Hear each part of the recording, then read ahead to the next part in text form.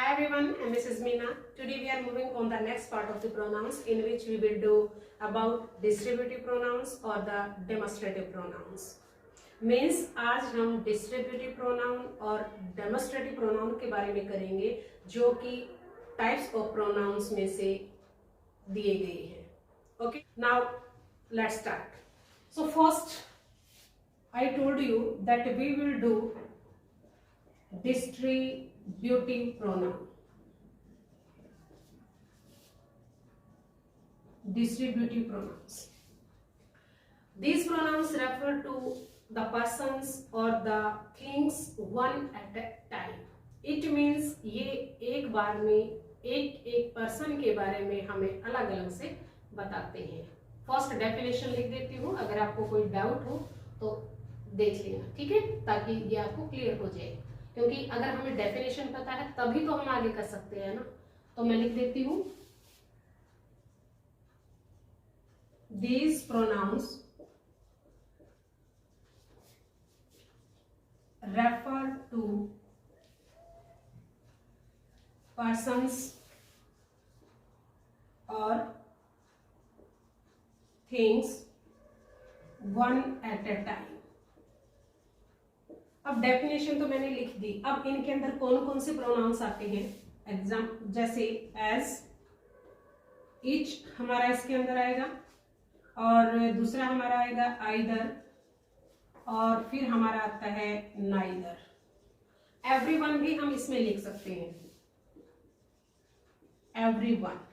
Okay, so these are known as distributive pronouns. Example से देखते हैं. एग्जाम्पल मैं फर्स्ट आपको ईच का एग्जाम्पल देती हूँ. डियर गाइस, हम बहुत बार देखते हैं कि ईच और एवरी में कंफ्यूज हो जाते हैं. ईच का अगर आप हिंदी में मीनिंग देखेंगे तो इसका मतलब आप लेना प्रत्येक. जैसे यहां लिख देती हूँ एक बार, EACH, जो आप हिंदी में प्रत्येक लिखते हो. तो आप देख लेना प्रत्येक का यूज कैसे करते हो. और एवरी का मतलब होता है हर एक, हर एक, यानी हर एक के बारे में हम बता रहे हैं. ठीक है, तो ईच और एवरी यूज हम कैसे करते हैं अब देखते हैं. ईच का देखते हैं. Each of the students. अब देखो, हम कई बार क्या करते हैं, यहाँ पे मैं आपको एक रूल और बता देती हूँ कि जो यहाँ पे हेल्पिंग वर्ब यूज होगी वो अगर ईच वर्ड दिया है, ईच प्रोनाउन हमारा दिया है, तो ईच के अकॉर्डिंग यहाँ पे सिंगुलर लगेगी, ना कि स्टूडेंट्स के अकॉर्डिंग प्लूरल का यूज करोगे. तो हम इसके अकॉर्डिंग क्या यूज करेंगे, सिंगुलर, गेट्स. ठीक है, each of the students gets the prize. ठीक है, यानी हमने सिंगुलर वर्ब का यूज किया, यानी हर एक स्टूडेंट जो कि क्लास में था, प्रत्येक स्टूडेंट को प्राइज मिला. इसका मतलब ये हो जाता है. अब एवरी का अगर हम यूज करते हैं, देखिए, every citizen should respect our national flag. जो हमारा नेशनल फ्लैग है, हर एक यानी जो सिटीजन है उसकी ड्यूटी बनती है कि वो उसकी रिस्पेक्ट करे. ठीक है, नेशनल फ्लैग की रिस्पेक्ट करे. तो डिफरेंस देखिए आप, each of the students gets the prize, यानी प्रत्येक स्टूडेंट को प्राइज मिला, और हर एक सिटीजन का ये कर्तव्य है कि वो हमारे नेशनल फ्लैग की रिस्पेक्ट करे. ठीक है, तो क्लियर होगा आपको. ठीक है, अब हम आइदर का यूज करते हैं. आइदर का यूज मतलब इनमें से कोई तो होगा, यानी दो में से किसी ने तो कोई काम किया होगा. ठीक है, आइदर ऑफ द स्टूडेंट्स, ठीक है, वोन द प्राइज. उन दोनों स्टूडेंट्स में से किसी ने तो प्राइज जीता होगा. और नाइदर का किसी ने भी नहीं, मतलब नहीं की सेंस में, नेगेटिव सेंस में हम नाइदर का यूज करेंगे, और आइदर का यूज करेंगे पॉजिटिवली. ठीक है, तो neither of the students go there, उनमें से कोई भी स्टूडेंट वहां नहीं गया होगा, ठीक है। तो वहां पे भी गो की जगह हम गोज का ही यूज करेंगे, क्योंकि इच, आइदर और नाइदर इनके साथ हम सिंगुलर वर्ब का यूज करेंगे। ये पॉइंट कर लेना अपने नोटबुक में, अगर आप कहीं पर भी लिख रहे हैं या फिर अपने माइंड में इसको ध्यान रखना, ठीक है। बट इसके साथ ही चलो लगे हाथ बता देती हूं कि आइदर और नाइदर इसके साथ हम यूज करते हैं और का, और इसके साथ होता है नोर का। अगर किसी भी सेंटेंस में अगर ये सिंगुलर दिए हैं, अलग अलग से दिए गए हैं, तो जैसे अभी मैंने आपको एग्जांपल दिए हैं तो आप करते हैं सिंगुलर वर्ब का यूज।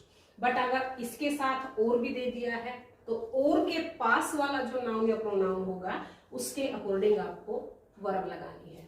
इसी तरह नोर के पास वाला, अगर नोर के पास प्लूरल है तो प्लूरल वर्ब लगा दो, अगर सिंगुलर है तो सिंगुलर वर्ब लगा दो।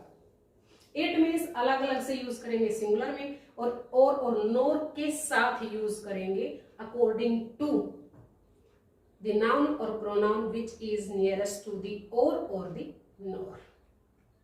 Clear guys? Okay, I hope it's clear to you. Okay, now we will see the pronoun which I told you we will do. Demonstrative pronoun. Guys, these are used to point out something. Used to point out something. किसी चीज की ओर इशारा करते हुए, संकेत करते हुए ये आपको देखेंगे। जैसे ये हम लिखते हैं एस, हमारा होता है दिस, दैट, ये हम सिंगुलर में यूज करते हैं। दिस जो आपके नियरेस्ट थिंग होती है, जो आपके पास होती है, और दैट जो आपसे दूर होती है। दीज प्लूरल में करेंगे बट पास के लिए, और दोज सिंगुलर में करेंगे, प्लूरल में करेंगे पास के लिए, और दोज प्लूरल में करेंगे बट दूर के लिए, ठीक है। ये हमारे डेमोन्स्ट्रेटिव प्रोनाउंस होते हैं। जैसे अब मैं आपको एग्जांपल लिख देती हूं,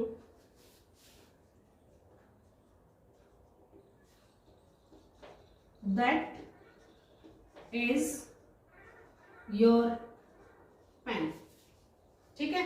मैंने बोला कि वो तुम्हारा पेन है, बट मैं बोल देती हूं कि ये मेरा डस्टर है, this is my duster. This मैंने यूज किया, बट दूर के लिए मैंने क्या यूज किया, दैट का यूज किया, ठीक है।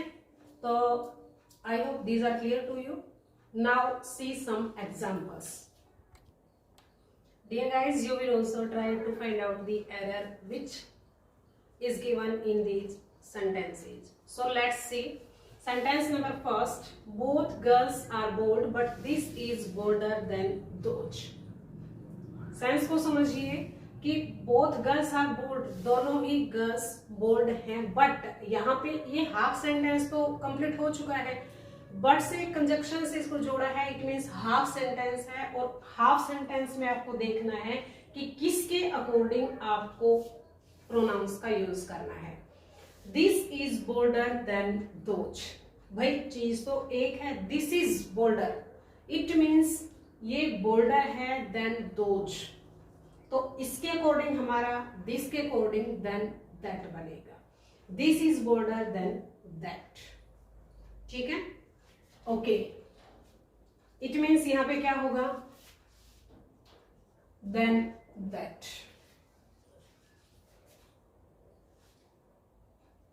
क्योंकि अगर यहाँ पे एक चीज और आप देख सकते हैं कि यहाँ पे कंपैरेटिव डिग्री का यूज किया है।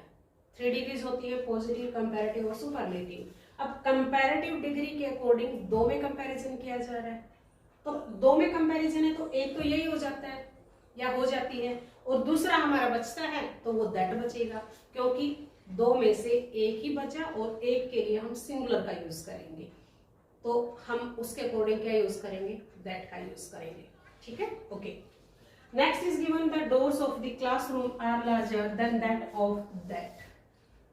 किससे बड़े हैं भाई, देखो दैट का यूज सिंगुलर में करते हैं, बट यहाँ पे जो हमारा सब्जेक्ट है वो तो डोर्स है, इट मीन्स प्लूरल में है, तो प्लूरल में है तो उसके लिए हम दैट थोड़ी लगा सकते हैं, तो उसके लिए हम लगाएंगे than those. than that of those. Okay, next. Each of the members had their own opinion about it. Each of the members, जैसे मैंने डिस्ट्रीब्यूटिव में आपको बताया था कि अगर हमारा each प्रोनाउन का यूज करते हैं तो वहां पे उसके अकॉर्डिंग जो भी प्रोनाउन या फिर कोई भी वर्ब होगी तो वो हमारी सिंगुलर यूज करेंगे। बट यहाँ पे तो देर का यूज किया है। देर किसके लिए लगाया हमने? क्योंकि देर तो यहाँ पे है ही नहीं, हमारा तो सिंगुलर है। अब सिंगुलर है तो उसके अकॉर्डिंग क्या लगेगा? Each of the members had his own opinion about it. ठीक है, okay. Next, none of the two pens writes well, कि कोई भी पेन, दोनों में से कोई भी पेन अच्छे से नहीं लिखता, तो आप नहीं, इसके लिए आप लिखेंगे नाइदर। और अगर ये होता कि दोनों ही अच्छे से काम कर रहे हैं तो either of the two pens writes well, दोनों ही पेन दोनों में से ही अच्छे से काम कर रहे हैं, और दोनों में से कोई भी नहीं कर रहा तो इट मीन्स नाइदर नेगेटिव में चला जाता है। तो हमने यहाँ नाइदर का यूज किया। अब नेक्स्ट है any of the two roads leads to the railway station. अब यहाँ पे भी देखेंगे आप ऑफ द टू में हमें बताना है कि इन दोनों में से, दोनों ही जो रोड हैं उनमें से कोई एक रेलवे स्टेशन तक जाता है, तो आप क्या यूज करेंगे? दोनों में से एक को यूज करते हैं और पॉजिटिव सेंस में करते हैं तो either of the two roads leads to the railway station. क्योंकि अगर हम इसमें देखते हैं कि वर्ब है, अब वर्ब टू के लिए तो सिंगुलर वर्ब आनी चाहिए, यहाँ पे प्लूरल आनी चाहिए, बट ये तो सिंगुलर दी गई है, तो इसके हिसाब से भी हम देखेंगे तो भी हमारा यहाँ पे सिंगुलर आना चाहिए, तब हम इसको राइट कर सकते हैं। ठीक है, तो आप वर्ब को देख लो या फिर प्रोनाउन को देख लो, पार्ट्स ऑफ स्पीच में आप जब एरर निकालेंगे तो इस तरह की एरर्स आपको वहां देखने को मिलती हैं। I hope this is clear guys. If you like my video then please subscribe my channel. Thanks for watching.